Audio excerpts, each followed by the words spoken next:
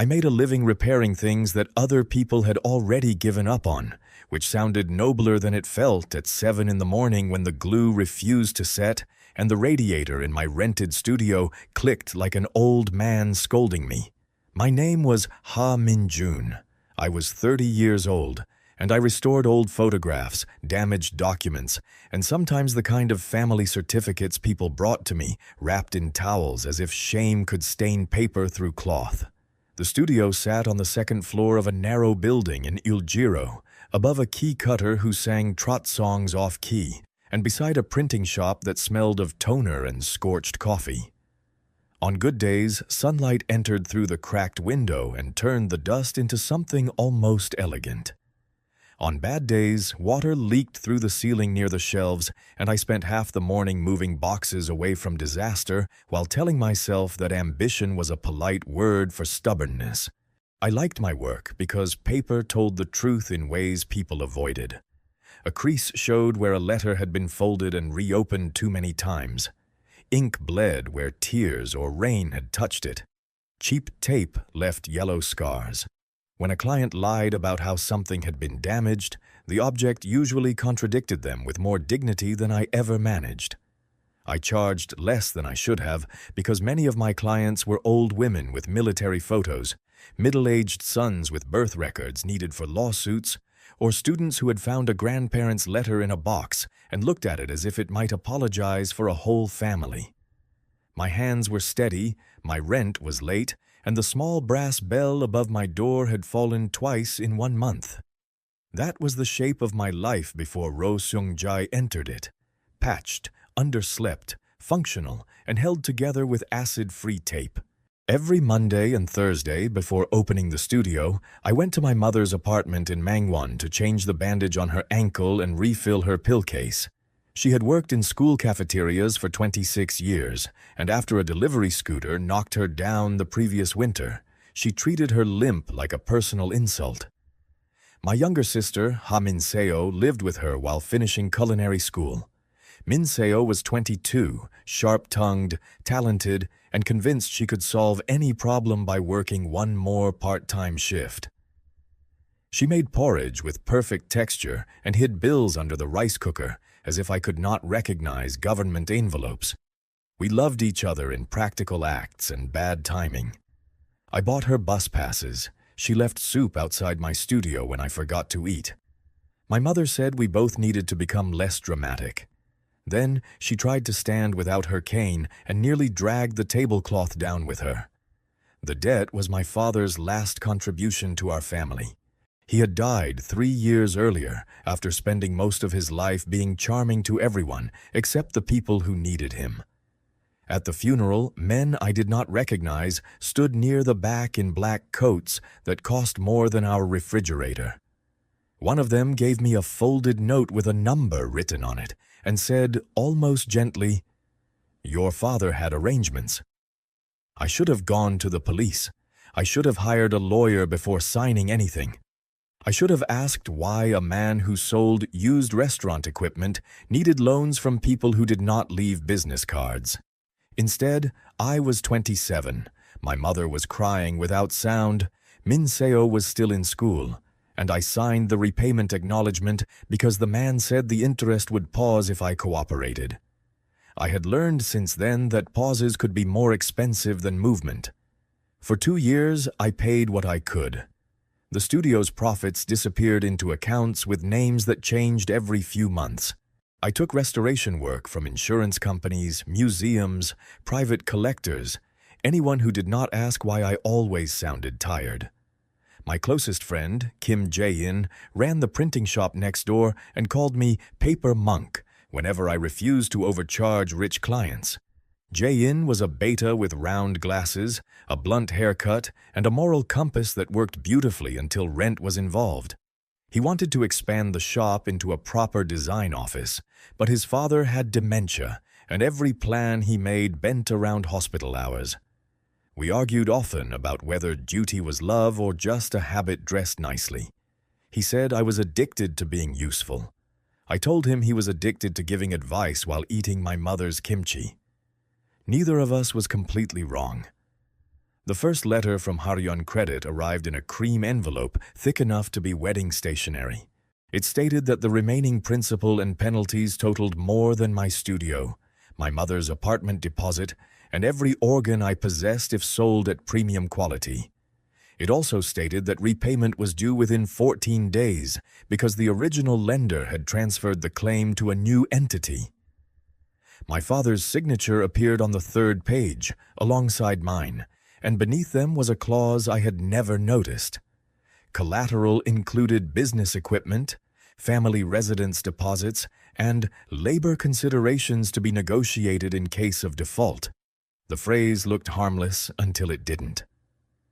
I brought it to a legal aid center near City Hall, where a tired attorney rubbed her forehead and said, "This clause is ugly.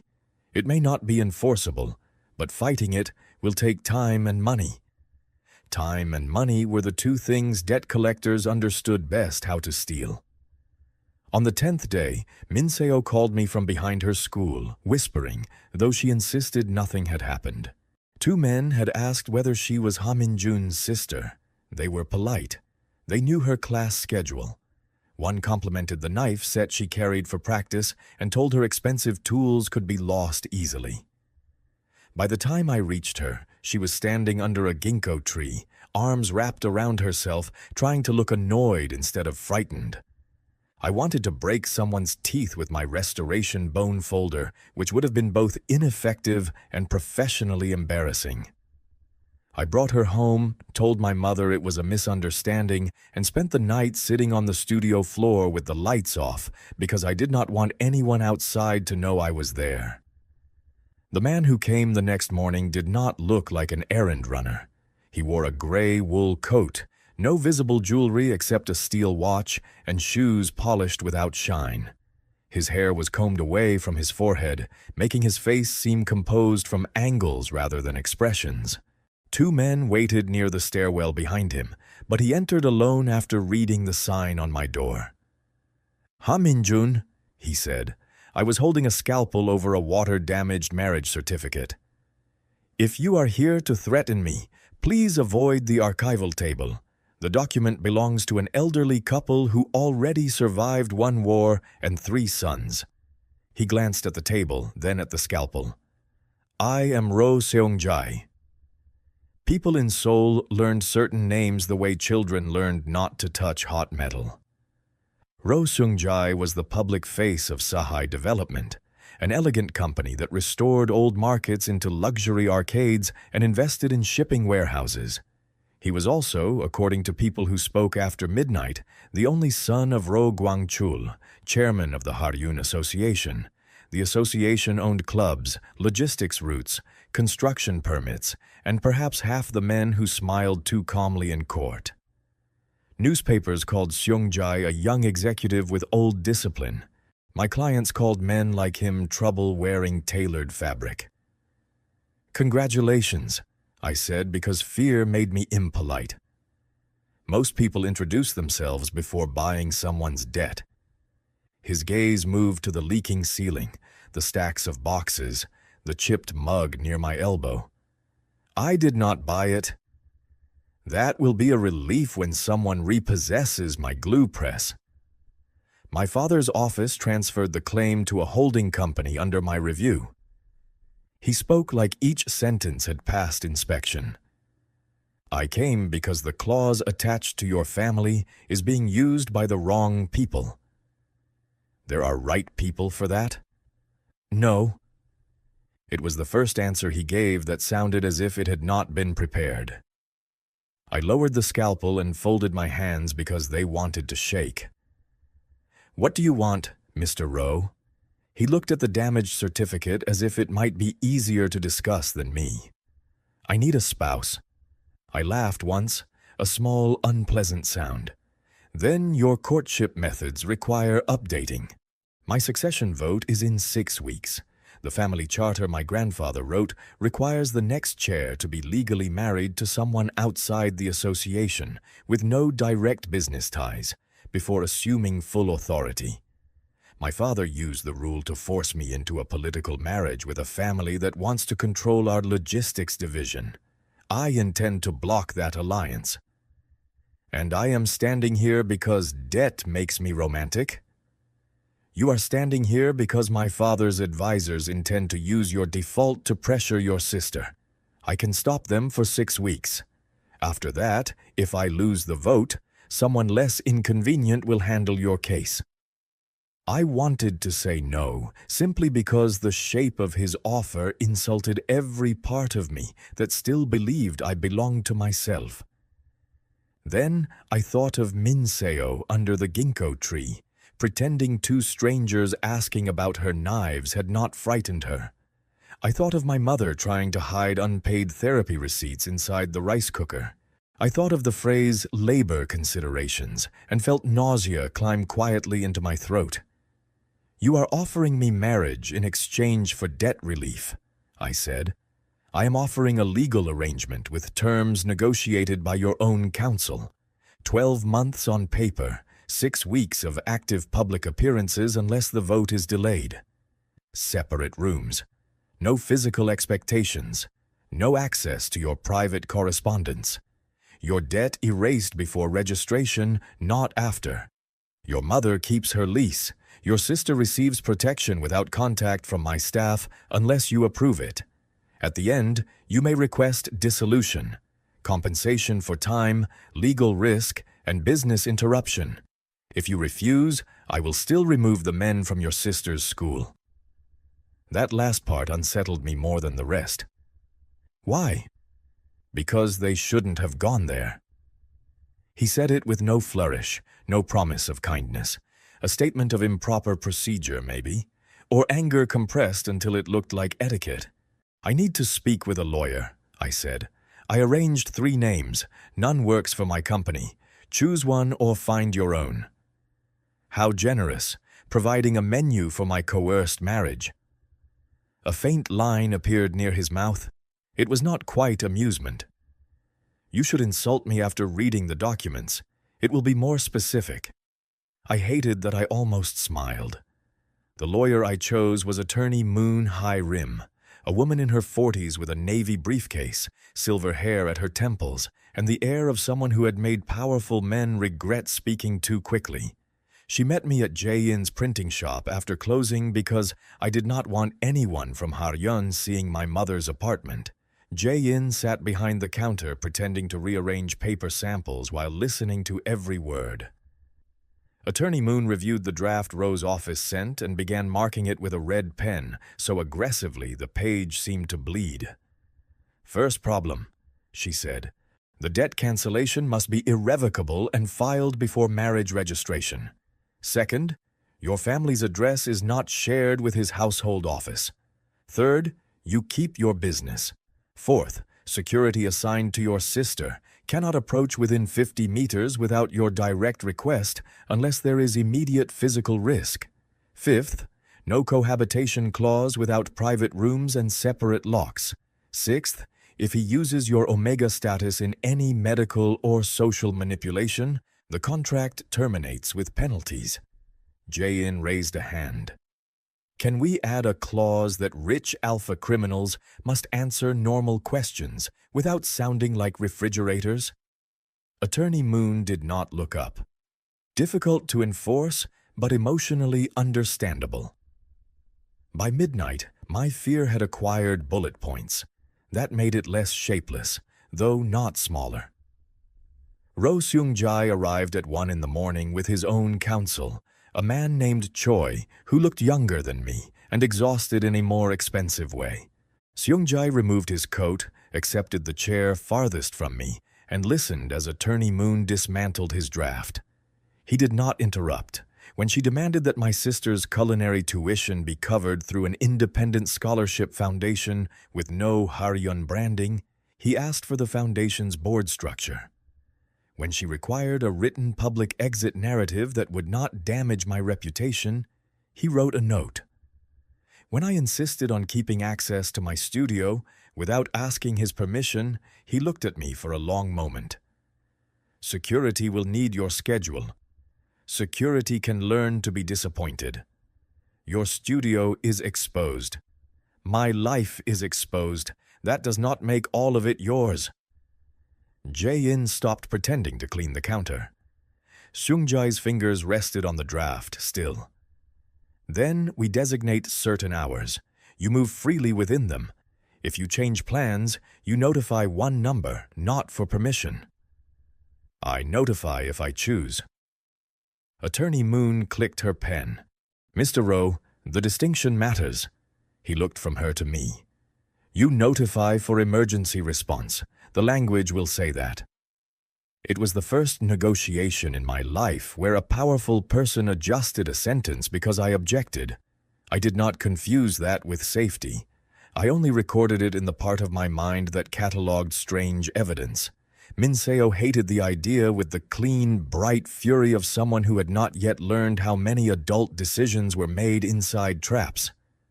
"No," she said in our mother's kitchen, slamming a spoon into a pot of soup. "Absolutely not. We will sell the apartment deposit. I will quit school. Mom can move in with Aunt Hyasuk." Mother looked at me from the table, her injured foot on a cushion. "Is he ugly?" "Mom, I am asking for information." "He is rich man handsome," Min-seo snapped, "which means scary with good skin." Mother absorbed this with more seriousness than it deserved. That is a dangerous category. I explained the terms as calmly as possible. Debt erased first, legal counsel, time limit, separate rooms, protection for Min-seo without men following her into school corridors. I did not say the word marriage until my mother did. Slowly, while touching the edge of the pill case I had refilled that morning. "Your father signed debt against us," she said. "You should not have to sign your life against him." "I am not signing my life." "Then what do you call it?" I had no good answer, so I poured soup into bowls. Min-seo refused to eat for 12 minutes, then ate angrily because my mother asked whether hunger was going to pay the debt. After dinner, my sister followed me to the stairwell. "You always do this," she said. "You make it sound practical. Then you bleed quietly where no one can see. You are too young to use sentences like that. I am old enough to know when my brother is lying." The fluorescent light hummed above us. Downstairs, a delivery bike coughed to life. "I am frightened," I said. "Does that help?" Her mouth trembled, then tightened. "No." "Me neither." She leaned against the wall beside me. "Promise me you will leave if he hurts you." "I put that in the contract." "I don't mean legally." I looked at my sister, who had memorized recipes in the margins of debt notices, who believed quitting school would save me because she still thought sacrifice was a currency that paid full value. "I promise I will not call suffering love." She nodded, dissatisfied but listening. That was all we had. The registration happened on a Wednesday morning at a district office where everyone looked bored enough to make the end of my unmarried life feel like a clerical error. Roh Seung-jae arrived in a black suit without a tie. I wore my best navy jacket, the one with a small burn mark near the cuff from a client's incense stick. Attorney Moon stood on my left. Choi stood on his right. We signed forms under fluorescent lights. No music, no flowers, no family. The clerk asked if we wanted a photo. I said no at the same time. Seung-jae said, "Not here." The clerk shrugged as if she had seen worse love stories before lunch. Afterward, Seung-jae handed me a folder. Inside were stamped confirmations.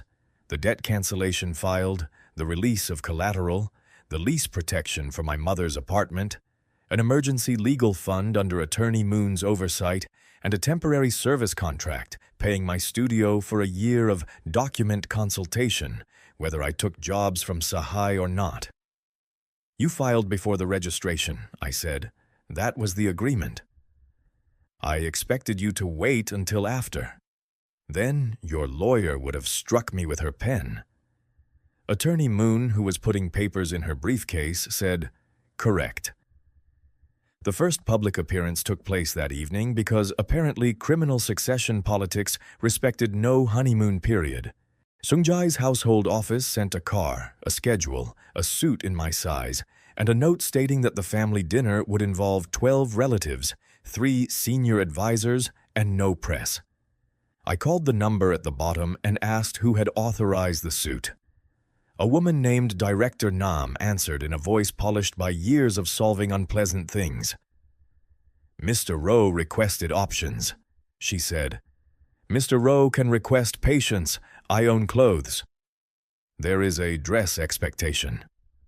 "I am a restorer, Director Nam. I understand preservation. I refuse display." 20 minutes later, Seung-jae called me himself. "The suit can be returned." "Good. But the dinner has expectations." "Then the dinner can learn disappointment, too." A pause, then a soft exhale that might have been irritation. "What will you wear?" "My navy jacket. The cuff is burned." "You noticed?" "I noticed damage." The line went quiet in a way that felt less like absence than restraint. I looked at the burn mark, remembering the client who had cried when I saved half a letter from her late husband. "So do I said. At dinner, the Roh family home stood behind stone walls in Seongbuk-dong, all dark wood, low lights, and staff who moved like they had signed non-disclosure agreements at birth. Seung-jae introduced me as his spouse with the same tone he might use to introduce a hostile acquisition. His father, Roh Gwang-chul, was a broad-shouldered man whose smile seemed trained for photographs and threats. His aunt, Roh Mi-kyung, wore pearls and asked about my work with enough courtesy to make the question sharper. "Paper restoration," she said, lifting her glass. "How delicate! Does that prepare you for our family?" "It prepares me for handling things damaged by careless hands," I said. Someone coughed. Seung-jae did not look at me, but his fingers tapped once against the tablecloth. Roh Gwang-chul smiled wider. "Your spouse has courage." "My spouse has a profession," Seung-jae said. "Courage is not the only explanation for speaking." The table absorbed that. I did too. It was one thing to protect a contract asset from open insult. It was another to correct his father in front of advisors because I deserved a noun other than courage. Later in the car, I said, "You did not need to do that. Your work was being reduced." "And that bothered you?" "Precision matters." That is almost a compliment if one squints. He looked out at the city lights moving across the window. "Do you require compliments?" "I require people not to sound surprised when I have skills." "I will remember." I did not know what to do with the smallness of that answer. It was not grand enough to distrust easily. Cohabitation began with a tour of the penthouse that made me resent square meters as a concept. Seung-jae lived in Hanam-dong above the river, in an apartment with glass walls, stone floors, and furniture chosen by someone who believed comfort should apologize for itself. Director Nam showed me the guest suite, private bathroom, workroom already equipped with humidity monitors for my restoration projects, and a door lock registered only to me. She explained the security system while I stood beside a bed wide enough to host a conference. "Mr. Roh's room is across the corridor," she said. "He will not enter yours. Household staff will not enter without your permission except in fire or medical emergency. Meals are flexible. You may cook if you wish, but please inform us about knife inventory." Because I am an omega, or because this family is dramatic? Director Nam blinked, then decided not to smile. Because last year Mr. Roh's cousin threatened a board member with a fruit knife during Chuseok. That is oddly reassuring. Seung-jae arrived near the end of the tour. Director Nam. "Sir, remove the internal camera in the workroom." She glanced at him. "For security, he restores private documents. It faces only the entrance. Remove it." After she left, I stood in the workroom surrounded by new equipment I had not asked for. I would have found it eventually. Yes. Then why install it? Standard procedure. That phrase has done a lot of harm in human history. His gaze moved to the covered work table. It will be removed in the morning. It should not have been there tonight. His shoulders barely shifted. On another man, it would have looked like a shrug. On him, it looked like a correction made inside bone. You are right. I had prepared for argument. Agreement left me holding anger with nowhere to put it. Do you say that often? No. Practice may help. The corner of his mouth changed by a fraction. You intend to be difficult. I intend to remain myself. It may look similar from your side. The first week was not romantic. It was logistics, discomfort, and the odd humiliation of being legally attached to a man whose coffee machine required more education than I had. I woke early, rode a security elevator with a guard who pretended not to watch me, and went to my studio under designated hours that still felt like a leash even after the contract called them emergency windows. Clients noticed nothing except that I looked tired. Jae-in noticed everything and placed a paper cup of barley tea on my table without comment. So, he said, leaning against the shelf, how is married life with Korea's most controlled criminal heir? He labels leftovers by date and level of spice. Monster. He also owns towels that feel like apology money. Keep one in the divorce. I laughed, and for a moment the studio returned to itself. Then a black sedan rolled slowly past the window, paused, and moved on. Jae-in followed my gaze. His people? I don't know. That answer used to be less common in your life. My hands went to the photograph I was cleaning, a faded portrait of a boy holding a kite. I am trying to keep the unknown from reaching Minseo. Jae-in's face softened in a way he usually hid behind sarcasm. You cannot become a wall for everyone. No, but I can be a door with a decent lock. That metaphor limped halfway through. Like my bank account. He snorted, then said, my father has been accepted into the daycare program. 3 days a week. I may actually take the design contract from Busan. That's good. I haven't said yes. Why? Because leaving the shop alone feels like betrayal. I looked at the printing presses behind him, old machines he repaired with the tenderness other people reserved for pets. You told me duty can become a costume. I hate when you listen. His subplot unfolded beside mine, less dramatic to outside eyes and therefore maybe more honest. Jae-in wanted a future that did not revolve entirely around his father's illness, but guilt had made a home in him. Watching him hesitate helped me recognize my own habits. We were both standing in rooms built by love and fear, trying to identify which walls were load-bearing. The first jealous incident happened at a charity dinner hosted by Sahai Development for Urban Heritage Preservation. I had been asked to attend because a spouse who restored old paper looked excellent beside a company pretending its market renovations were civic virtue. Seung-jae wore black. I wore a brown suit I had chosen myself after returning 3 options Director Nam sent. The event was held in a renovated Hanok gallery where donors praised tradition while stepping over floorboards replaced with imported oak. I stayed near a display of old maps because maps, unlike people, admitted when borders changed. Ryu Han-gyeol found me there. He was an alpha archivist from the city museum, my former supervisor during a short contract job, and one of the few people who had recommended me for paid restoration work when I was drowning quietly after my father's death. He had a loud laugh, gentle hands, and no connection to Haryun beyond being alive in Seoul. He hugged me without thinking, then pulled back when he remembered the cameras.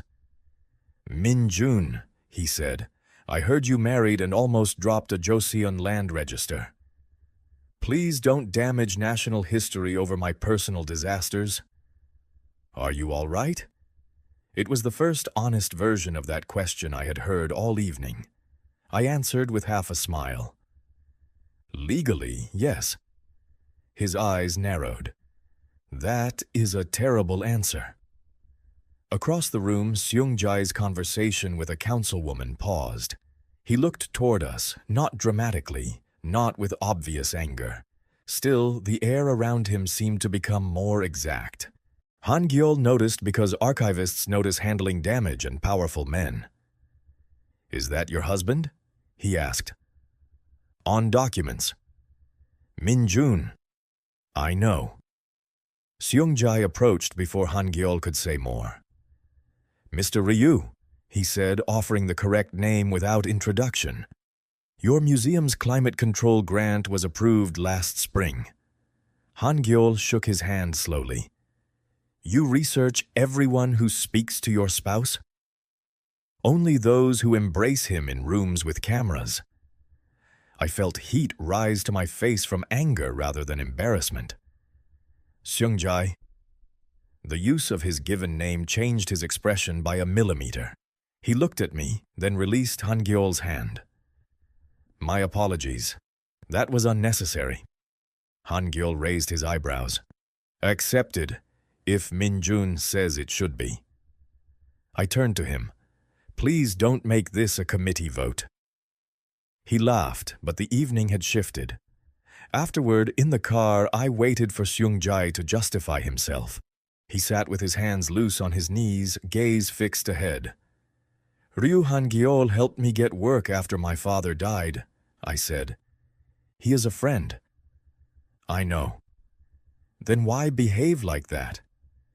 "Because I disliked seeing him touch you." The honesty was too plain to soften itself. "You disliked it," I repeated. "As if I chose you and then betrayed something?"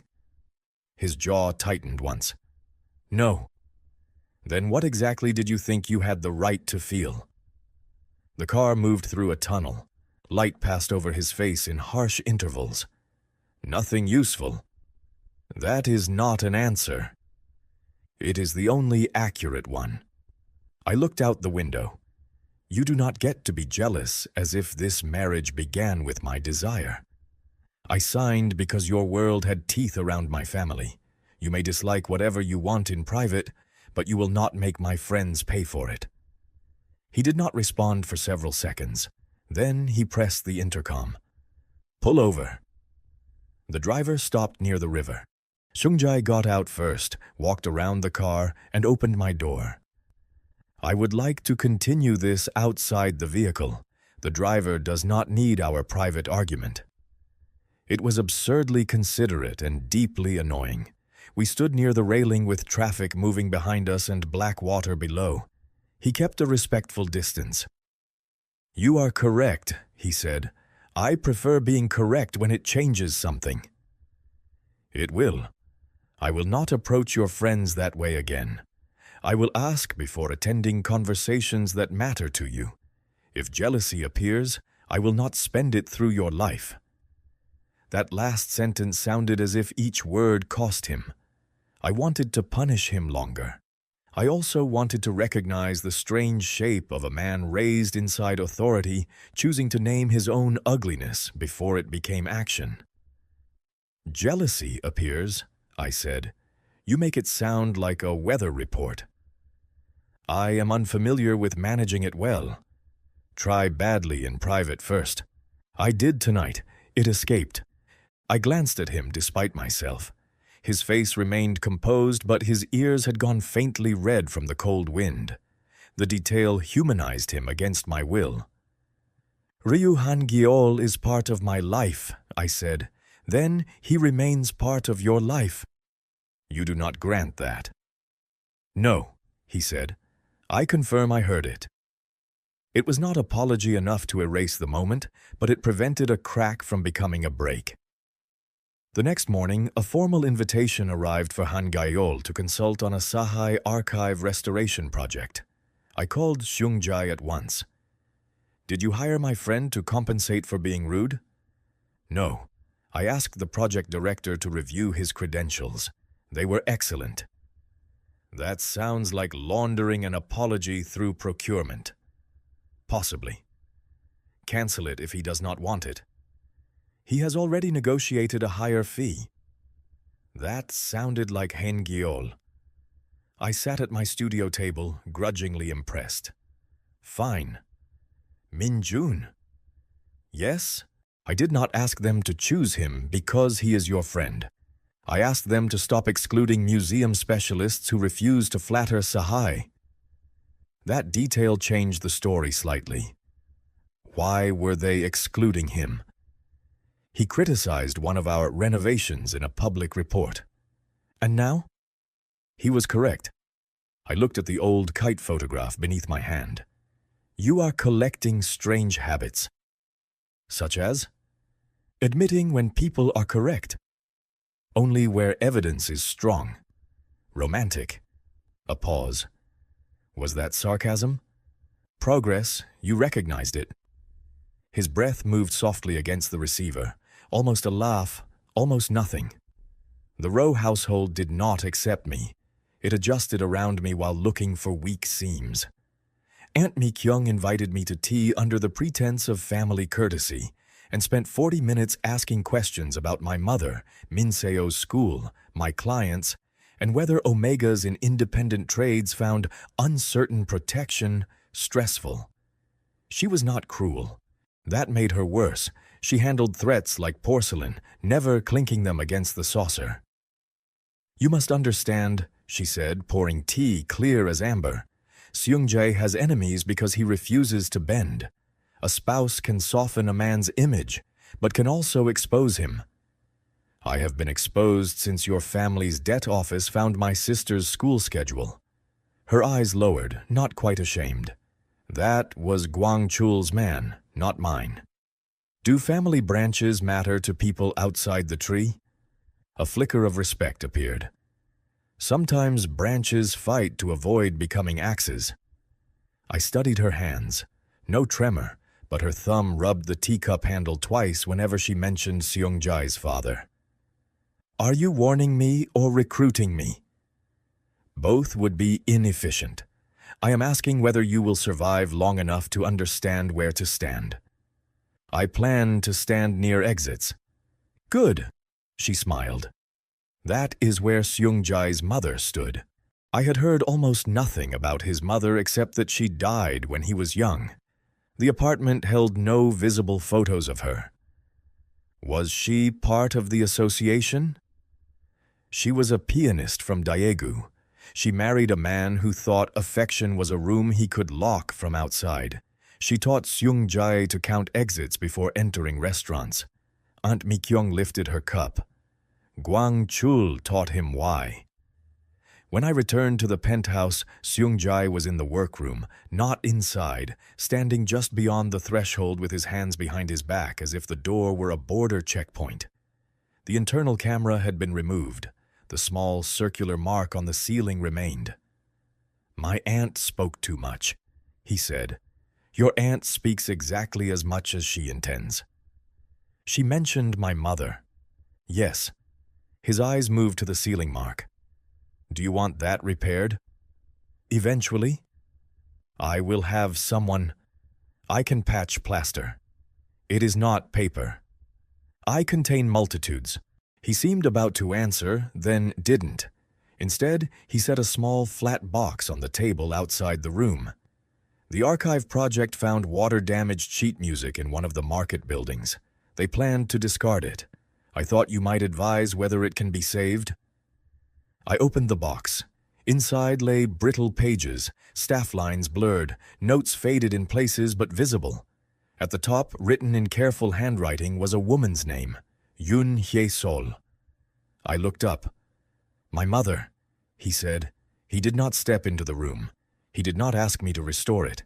He only stood there while the city behind him filled the windows with light.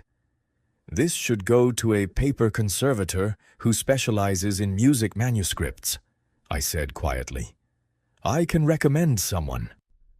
I prefer someone who will tell me when it is beyond saving.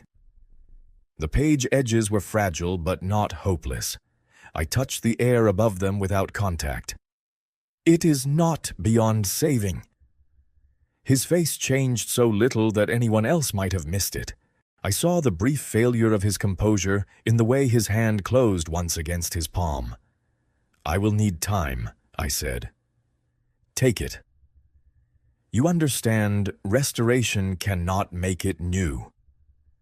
I am not interested in new." The words stayed with me after he left. They made the work heavier and more intimate than any public dinner. I spent 3 evenings examining the sheets under magnification, testing fibers, documenting damage. Restoring a dead woman's music for the son who kept no photograph of her felt too close to entering a room without permission.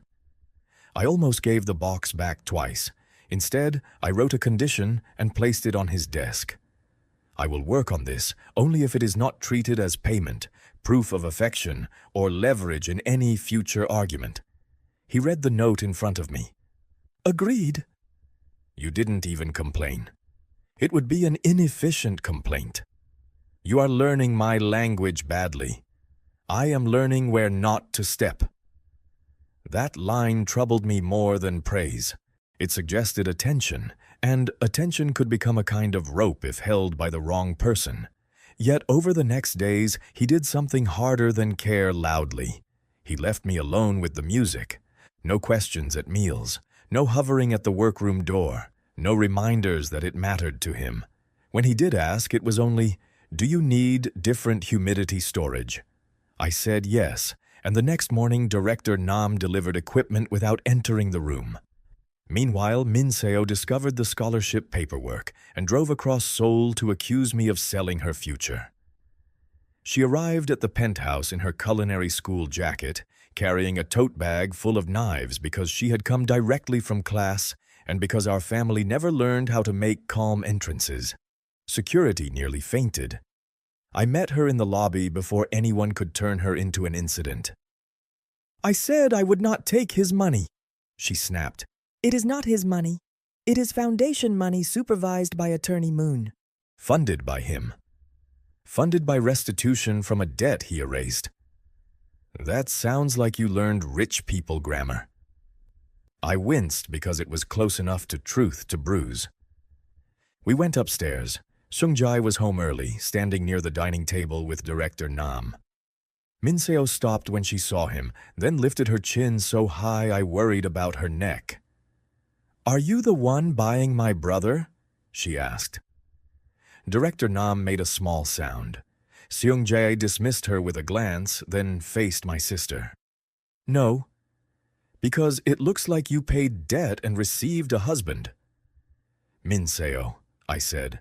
She ignored me. "He acts fine when he is scared. He jokes. He makes soup. He tells people everything is practical. If you use that against him, I will make your life difficult in ways I have not planned yet."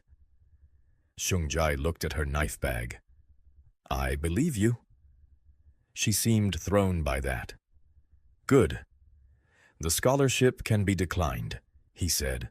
"Your tuition will remain paid through the debt settlement if Min-joon approves, or the funds can be placed in an account you control when you graduate. You may choose neither. No one will approach your school." Min-seo frowned. "Why are you making reasonable options? It is rude." "That is a common criticism of my negotiation style." I covered my mouth, pretending to cough. She glared at me, but the edge of her anger had shifted.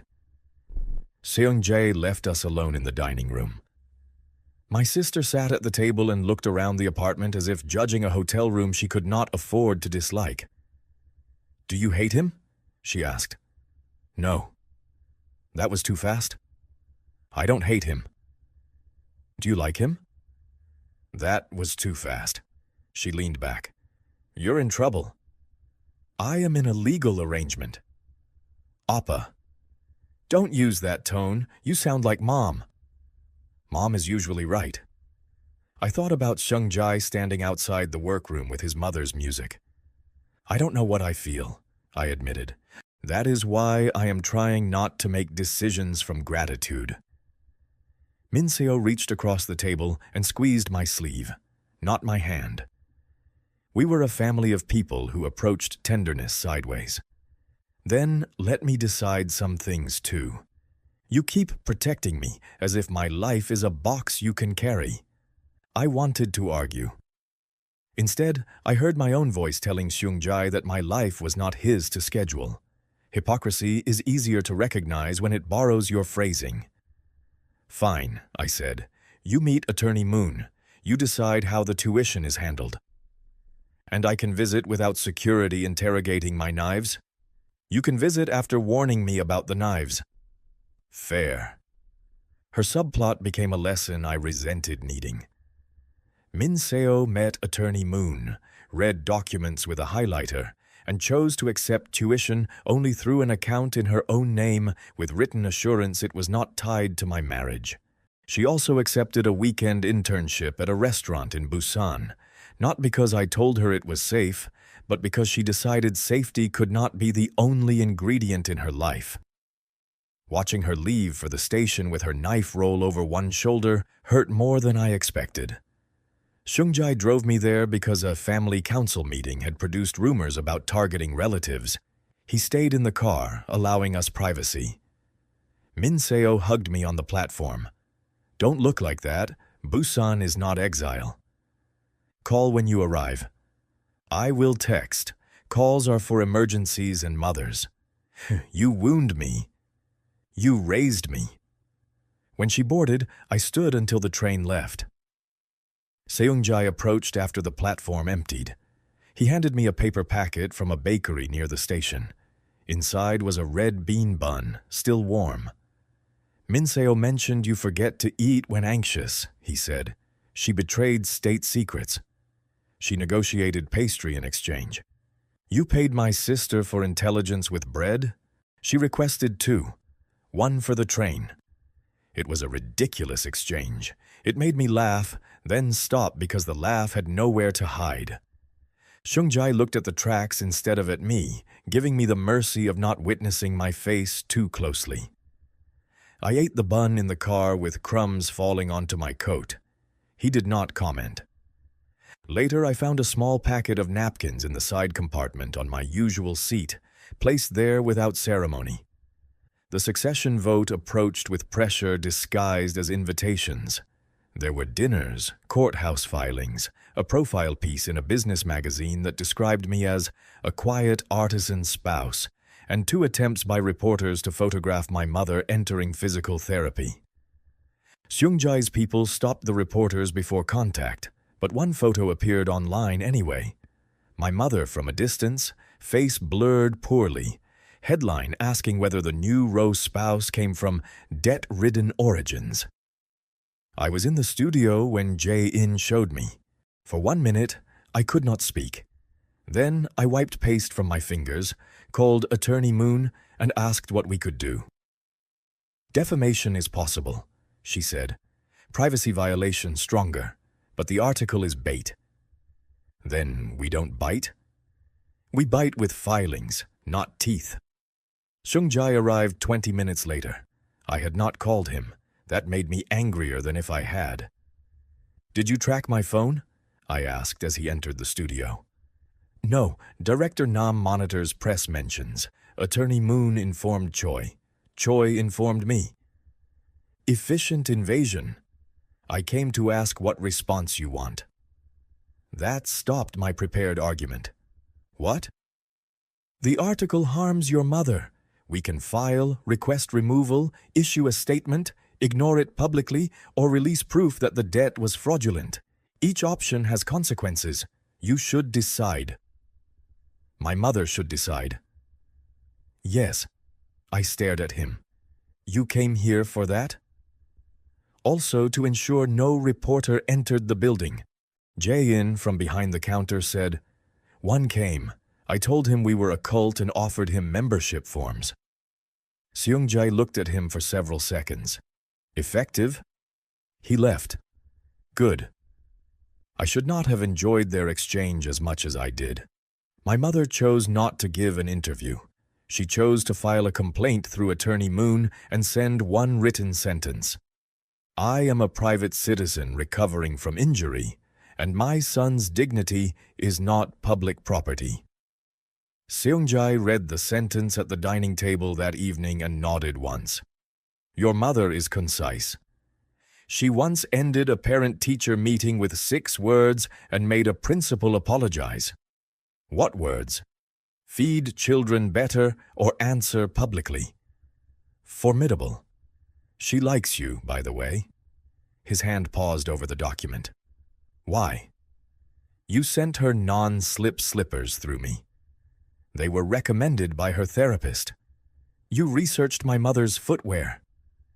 Director Nam researched. I approved. I studied him across the table. The city glowed behind him, making his outline severe. You keep doing things that are almost easy to misunderstand. How do you understand them? The question landed softly, but it demanded more honesty than I had prepared. I looked down at my hands, small cuts from paper edges, glue near one nail. At first I understood them as maintenance, you protecting the arrangement. Then I thought maybe you were trying to reduce guilt. Lately I think you pay attention because you want to, and that frightens me more than the first two. He did not move. Why? Because if it is real, it can be taken away, or used, or end when the vote ends. Do you want it to be unreal? Some questions should not be asked in rooms with such clean surfaces. They reflect too much. I want not to owe my feelings, I said. His gaze lowered briefly, as if the words had weight. Then don't. That is easy for the person holding the larger life. His expression tightened, not with offense but recognition. I know. He stood then, slow enough not to seem abrupt. I will revise the agreement before the vote. You cannot revise feelings into safety. No, but I can remove reasons for distrust where paper can reach. The revised draft arrived 2 days later. It dissolved the cohabitation requirement immediately after the succession vote, regardless of outcome. It maintained debt cancellation, legal protection, tuition funds, and security options for 1 year independent of marital status. It gave me sole authority over public statements about my family. It included a penalty if any Roh affiliate attempted to pressure my studio clients.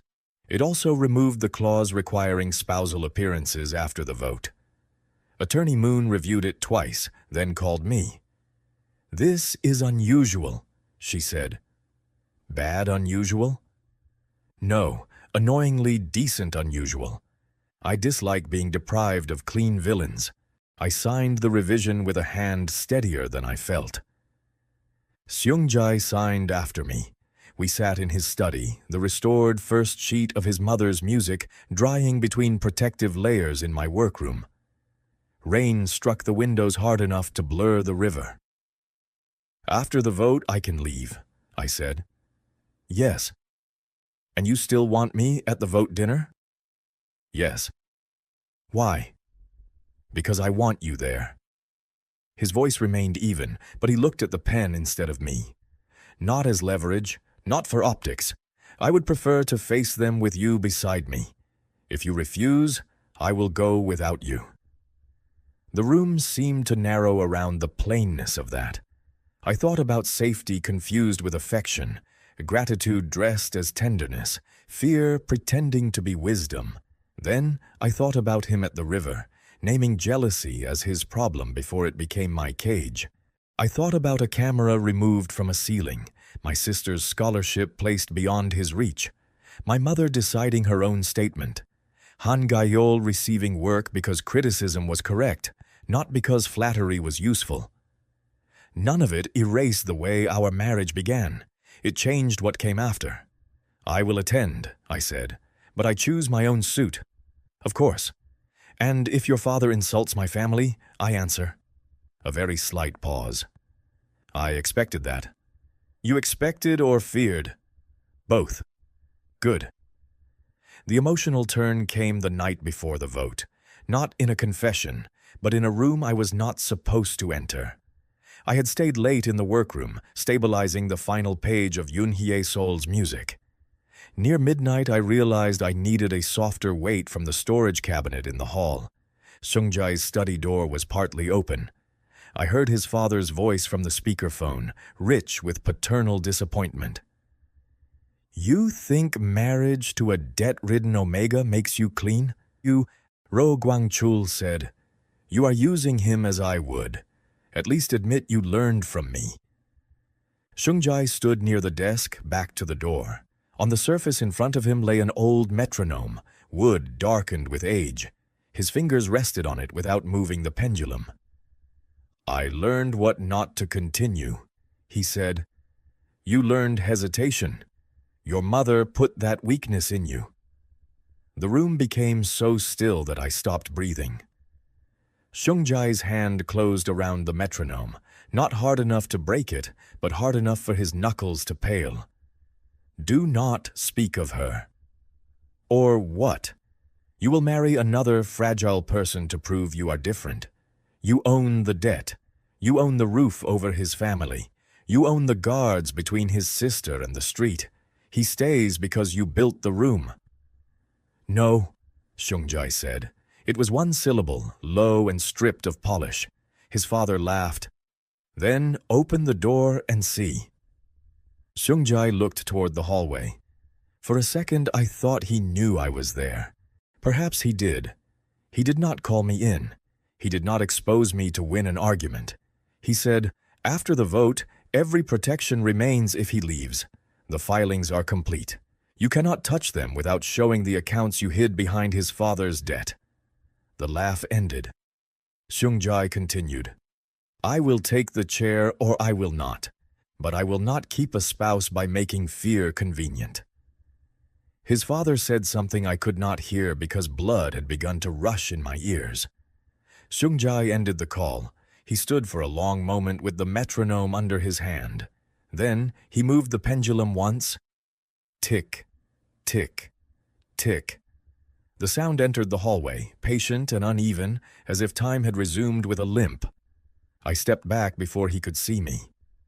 In the workroom, I sat before his mother's music and understood something I had resisted because understanding asked too much from me. Control had been his inheritance. He had used it first because he knew no safer tool.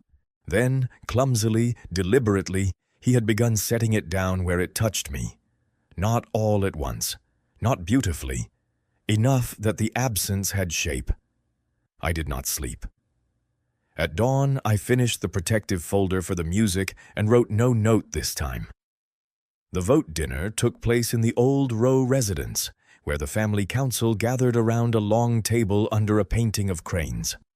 I wore a charcoal suit from a small tailor in Yongno, paid for by myself in 3 installments before any of this began. Seung-jae noticed the cuff stitching. "Yours?" he asked. "Mine." "It suits you." That was almost normal. I am improving under criticism.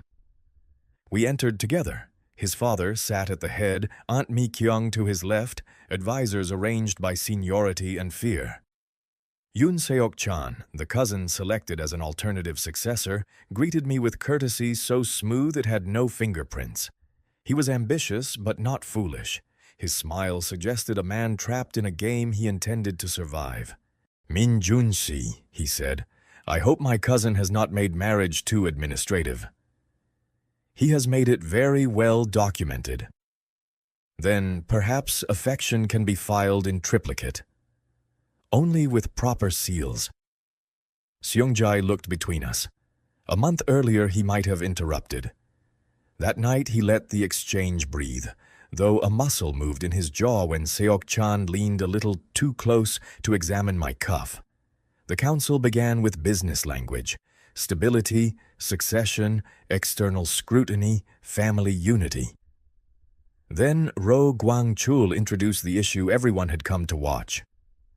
"A marriage born under debt may satisfy a dead man's charter in ink," he said, "but the chair must command loyalty. If the spouse is unwilling, the alliance is false. If willing, perhaps he should say so publicly." There it was, a polite trap. If I said I was unwilling, Seung-jae looked weak. If I said willing, they would use my words as proof that everything was clean. Seung-jae's hand moved under the table, then stopped before touching mine. He remembered the boundary even while surrounded. I stood. Attorney Moon had prepared statements for several scenarios.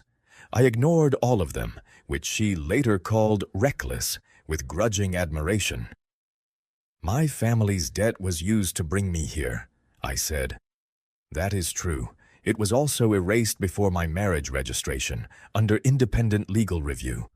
My mother and sister are protected through filings your own lawyers cannot reverse without exposing the origin of that debt. If anyone at this table believes I came here unaware, you insult my intelligence for your comfort. Roh Gwang-chul watched me with a face made for patience. Then you claim this marriage is sincere? No. The room shifted. Seung-jae's gaze came to me, sharp with warning and something close to worry. I claim sincerity cannot repair how something begins, I said. The marriage began as an agreement made inside pressure. I will not decorate that, but I also claim that your son had opportunities to make that pressure permanent, and he removed them. He had opportunities to isolate me, and he corrected them when challenged. He had opportunities to use my sister, my mother, my business, my friends. Instead, he made documents that protect them from him as much as from you. Aunt Mi-kyung's teacup lowered without sound. I looked at Seung-jae then. I did not choose the first signature freely. I am choosing these words. His composure cracked just enough for me to see the man beneath procedure. Not a dramatic change. A breath held too long, released carefully. Seok-chan leaned back, studying his cousin with new calculation. That distinction may matter to regulators, he said. It matters to the charter, Aunt Mi-kyung added. The spouse must be external and legally recognized. It does not require a love poem. Roh Gwang-chul's face hardened. You would hand the association to a son who allows his spouse to speak against the family at its own table? Seung-jae stood. Yes. The answer was so dry that someone near the end coughed into his napkin. Seung-jae continued, because a family that collapses when one person tells the truth is already weak. The vote did not become a triumph. Men like the Rohs did not lose with shouting. They counted, bargained, delayed, and conceded only what they couldn't prevent. Seung-jae won by 2 votes after Seok-chan abstained instead of challenging. Later I learned Aunt Mi-kyung had promised him control of a legitimate redevelopment subsidiary if he refused Gwang-chul's faction. Everyone left with calm faces and knives hidden in future paperwork. That was their version of peace. After midnight, back at the penthouse, Seung-jae and I stood in the workroom. I gave him the restored music in its new folder. The metronome from his study sat on the table because he had brought it there without explanation. The wood bore a thin crack along one side. His mother had written fingerings above several measures in pale pencil. It is stable now, I said. Do not display it in direct light. Do not let Director Nam frame it without consulting someone who respects paper. Do not touch the surface when you feel sentimental. I will fail only at the last instruction. Then wear gloves. He looked at the first page for a long time. My mother played this when my father was away. I used to count the beats from the hallway. If he came home early, she stopped before the elevator reached our floor. I said nothing. Some stories should not be interrupted by sympathy making noise. I hated the metronome after she died, he said. It continued being exact. His voice remained even. That made the words worse. Exact things can still be repaired, I said. Can they? Sometimes they only need to be allowed to slow down. He looked at me then, and the room held the new fact of our freedom. The vote was over. The revised agreement existed. My family was protected. I could leave in the morning and lose nothing promised on paper. I will move out this week, I said. His eyes did not close. His face did not fall. He took the sentence like a blade handed hilt first. All right. You won't argue? I want to. That is not the same. No. Say what you want then. His fingers rested near the music, careful not to touch. I want you to stay because you prefer this room with me nearby. I want to know when you eat, not because security asks, but because I think of it. I want to dislike Ryuhan Gyeol quietly and behave well anyway. I want to visit your studio and be given unpleasant tea by Jae-in. I want your mother to insult my posture again. I want Min-seo to threaten me with kitchen equipment at family meals. I want more than I have the right to request. It was the longest, honest thing he had ever said to me, and each sentence arrived like an object placed carefully on a table. What do you offer for it? I asked. Nothing you cannot refuse. I looked down because my eyes had begun to sting, and I did not want him mistaking tears for surrender. Good answer. Is it enough? No. He accepted that too. It nearly undid me. I need my studio, I said. I need mornings that do not begin with guards. I need my life to become mine again before I decide how you fit inside it. I need to learn whether I miss you when no contract delivers me back here. His mouth tightened, but he nodded. Then go. That sounds cold. It is effort. I laughed softly, and the tears stopped before becoming dramatic. You are very strange. So I have been told by your entire family. I moved out 3 days later. Seung-jae did not send unnecessary staff. He carried one box to the elevator himself despite Director Nam's visible distress. The box contained reference books, my kettle, and a chipped bowl I had started using for late-night noodles in the penthouse kitchen. When he handed it to me at the studio, Jae-in watched from the printing shop doorway like a theater critic. Put it there, I told Seung-jae. He obeyed. Jae-in whispered loudly, Fascinating. Does he do shelves? Only under revised terms, I said. Seung-jae looked at the sagging bookshelf near the window. That shelf is unsafe. He does shelves, Jae-in said. I did not invite either of you to form a coalition. For the next month, my life regained old shapes with new seams. I slept on my narrow studio mattress during late projects and visited my mother without a car idling outside unless I requested one. Min-seo called from Busan to complain about a chef who believed yelling improved broth. Jae-in accepted the design contract after arranging more care hours for his father, then panicked because success required invoices larger than his confidence. I helped him choose paper samples for his pitch, and he accused me of using my fake mafia marriage to become emotionally bossy. The old bell above my door fell again. Seung-jae repaired the mount on a Saturday afternoon after asking permission to visit. We did not date properly at first. Proper dating seemed too simple for two men who had started with legal counsel. He came to the studio with lunch and sat on the customer chair while I worked, reading documents quietly. I went to one Sahai event as myself, not spouse duty, and left after 40 minutes because the canapés were structurally dishonest. He walked me to the subway instead of insisting on a car. We argued outside exit 3 about whether late-night street tteokbokki counted as dinner. I won because he had no evidence against spice. The first time he touched my hand without paperwork nearby, he asked with such grave seriousness that I almost teased him. We were in my studio after rain, the ceiling bucket catching drops in irregular taps. He had just told me his father was leaving Seoul for medical treatment that was also political exile. I had just told him my mother's therapist thought she might walk without the cane by winter. The room smelled of wet concrete and paste. His hand rested on the table near mine, not touching. May I? He asked. That depends what you are asking. To hold your hand. No merger documents prepared? No. No succession observers? No. No jealous agenda involving archivists? His eyes narrowed slightly. I am behaving. You are? Min-joon.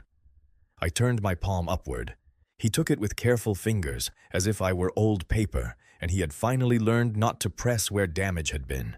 There was no thunderclap inside me, no ridiculous transformation. There was only my small studio, the bucket, the city beyond the cracked window, and the warmth of his hand arriving where I had allowed it. Our marriage dissolved on paper in early autumn. Attorney Moon filed the documents with professional satisfaction and then charged Seung-jae an additional consultation fee for what she called post-coercion romantic stupidity management. He paid without blinking. The public statement said we had completed the terms of a private family agreement and would continue to support each other personally. It was so bland that Jae-in framed a copy as an example of expensive cowardice. My mother said divorce before dating was modern but confusing. Min Seo asked whether she should return the knife roll Seung-jae had sent for her graduation test. I told her keeping gifts after threatening the giver was a matter of personal ethics. She kept it. The first dinner we hosted after becoming unmarried took place at my mother's apartment because she refused to enter the penthouse until Seung-jae learned to wear socks with less depressing colors.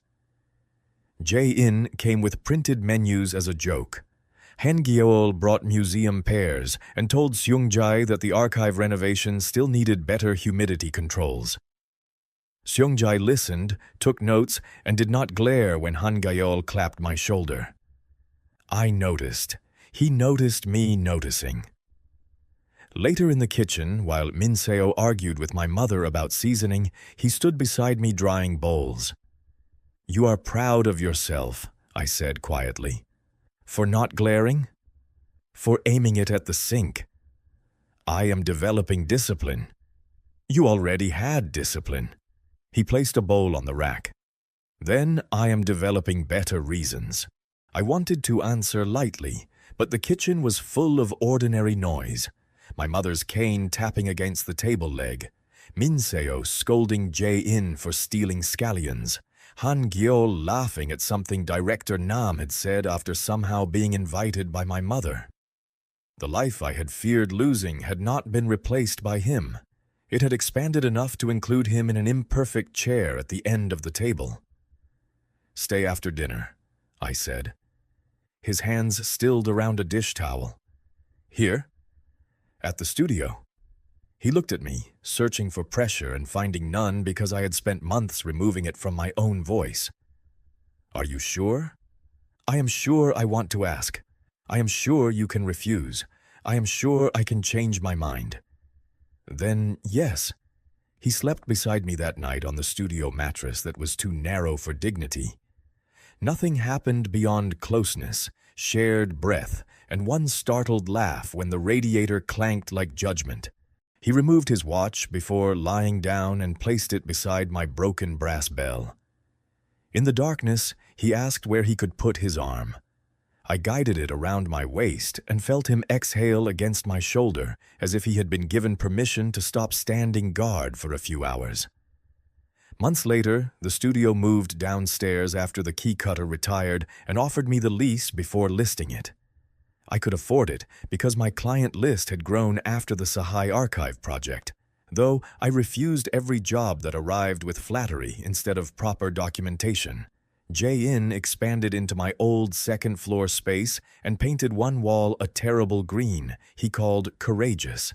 Min Seo finished her internship and came home with knife skills, new confidence, and a habit of calling Seung-jae former brother-in-law pending review. My mother walked short distances without her cane and used it mainly to point at people who annoyed her. Seung-jae did not become soft in public. He remained a man who could end a boardroom dispute by adjusting one page of numbers and looking at the right person for half a second. But he learned to knock on my studio door even when it was open. He learned that my client's secrets were not conversation pieces. He learned to bring his own socks to my mother's apartment. I learned that love could be practical without becoming debt, that being protected did not require shrinking, and that desire felt different when it was not cornered into existence. On the first snow of winter, he arrived at the studio carrying the repaired metronome under one arm and a bag of roasted chestnuts in the other. The bell above the door rang cleanly because he had fixed it properly at last. I was working on a child's drawing damaged by spilled tea, coaxing color back from the edge of loss. He set the chestnuts on the counter and wound the metronome once. Tick, tick, tick, slower than before, human enough to forgive. I looked up, and he held out one warm chestnut without speaking. I took it from his palm, cracked the shell with my thumb, and placed half of it back in his hand before returning to the drawing, while snow gathered on the window ledge like paper waiting for its first mark.